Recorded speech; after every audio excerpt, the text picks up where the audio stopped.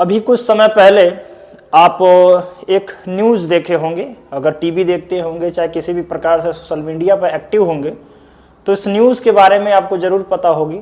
जैसा कि थंबनेल देखकर आपने जान ही लिया होगा।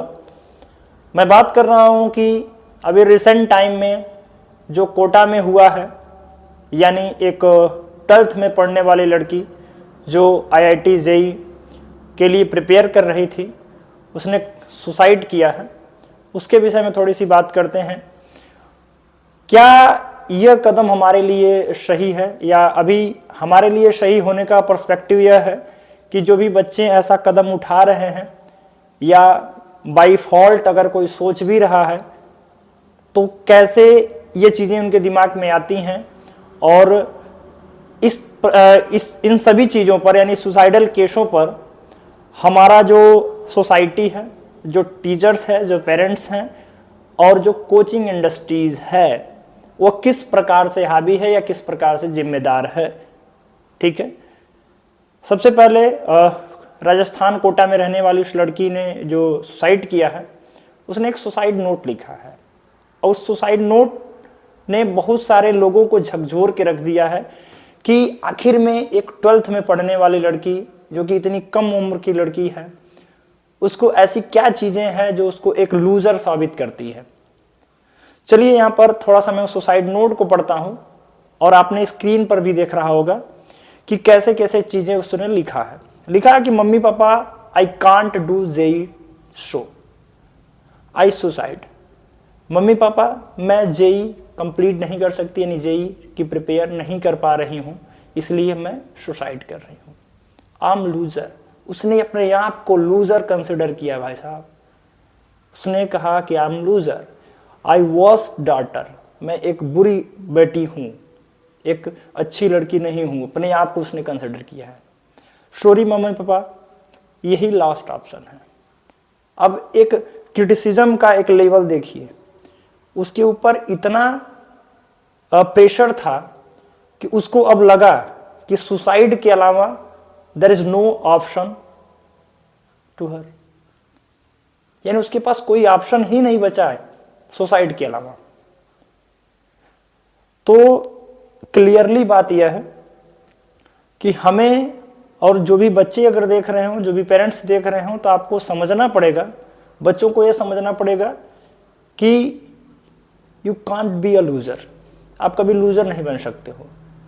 लाइफ की जो जर्नी होती है वो बहुत लंबी होती है और हमें इस चीज को अंडरस्टूड होना चाहिए, इस चीज को हमें समझना होगा कि इन छोटे छोटे एग्जाम्स जो कि हमारे एक पैरामीटर को सेट करते हैं, हमारे लाइफ में कुछ चंद समय के लिए आते हैं, ये आपके पूरे होल लाइफ को डिसाइड नहीं करते हैं। यहाँ पर सबसे बड़ी चीज यह है कि दबाव वाली बात आती है कि क्यों ऐसा आखिर में बच्चे कर क्यों रहे हैं। कहीं ना कहीं कुछ फैक्टर रहा होगा, जरूर फैक्टर रहता है, विदाउट फैक्टर ऐसा कुछ होता नहीं है। सबसे पहले इनमें पेरेंट्स का दबाव रहता है, जो कि एक्सपेक्टेशन होती है, उल्टी सीधी एक्सपेक्टेशन होती है कि बच्चा ये करेगा, बच्चा वो करेगा। भाई बच्चा से पहले पूछो क्या करेगा। इवन कोचिंग वाले ये भी एक्सपेक्टेड रखते हैं कि यह रैंक लाएगा, इतना रैंक लाएगा, हमारे होर्डिंग पर लगेगा। तो यहाँ से मेंटल क्राइसिस किया जा रहा है, मेंटल क्राइसिस किया जा रहा है। उसके बाद में हर तरीके से एक सोसाइटी का दबाव रहता है, सोसाइटी का प्रेशर रहता है, कोचिंग्स का प्रेशर रह रहा है, जिसकी वजह से ये चीज़ें हो रही है। तो बच्चों को हमारा यही मैसेज रहता है कि आप सबसे पहले जानो कि आपका वर्थ क्या है और उसके अकॉर्डिंग काम करो कि आप सबसे ज़्यादा इंपॉर्टेंट हो, न कि जेईई मेंस या जेईई एडवांस, ना ही नीट, कुछ भी नहीं।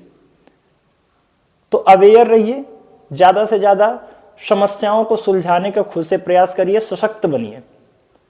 और पहली बात, जो इस फील्ड में प्रिपरेशन के फील्ड में उतर रहे हैं, वो जेईई मेंस की हो, चाहे एडवांस की हो, चाहे यूपीएससी की हो, चाहे किसी भी प्रकार की कॉम्पिटिटिव एग्जामिनेशन की मैं बात करूं, तो अगर आप इस फील्ड में उतर रहे हैं तो सबसे पहले अपनी क्षमता को आंकिए। ठीक है ना, उसके पर्सपेक्टिव में अपने आप को जांचिए। सबसे पहले टेस्ट योरसेल्फ कि आप उस लायक हो कि नहीं हो।